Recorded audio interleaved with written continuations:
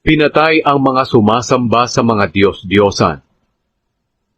Ikasyam na kabanata. Pagkatapos narinig ko ang Diyos na nagsasalita ng malakas. Halik kayo sa Jerusalem, kayong mga magpaparusa sa lungsod na ito. Dalhin ninyo ang inyong mga sandata. Pagkatapos may 6 na taong pumasok sa hilagang pintuan ng templo. Lahat sila'y may dalang sandata. May kasama silang taong nakadamit ng telang linen, at may panulat sa baywang. Tumayo sila sa tabi ng tansong altar. Mula pa noon, ang kapangyarihan ng Diyos ng Israel ay nasa itaas ng mga kerubin sa loob ng templo. Ngayon ay umalis na roon at lumipat sa pintuan ng templo.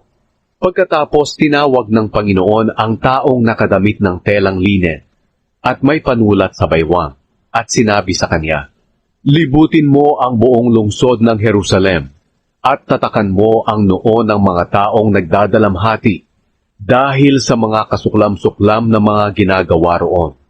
At narinig ko ring sinabi ng Diyos sa iba, "Sundan ninyo siya sa lungsod at patayin ang mga walang tatak sa noo. Huwag kayong maawa sa kanila.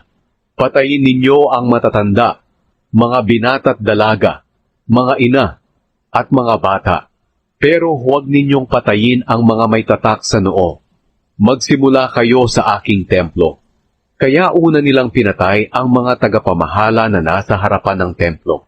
Pagkatapos sinabi ng Diyos sa kanila, "Dumihan ninyo ang templo sa pamamagitan ng pagtatambak ng mga bangkay sa bakuran, at pagkatapos ay umalis na kayo."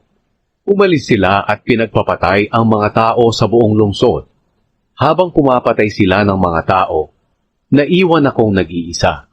Nagpatira pa ako at tumawag sa Diyos, "O Panginoong Diyos, papatayin niyo bang lahat ang mga natitirang Israelita dahil sa galit ninyo sa Jerusalem?" Sumagot siya sa akin, "Sukdulan na ang kasalanan ng mga mamamayan ng Israel at Huda. Sukdulan na ang patayan sa lungsod, at wala ng katarungan. Sinasabi pa nilang, hindi na tayo pinapansin ng Panginoon.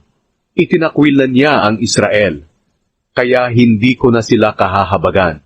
Sa halip, gagawin ko rin sa kanila ang ginawa nila sa iba."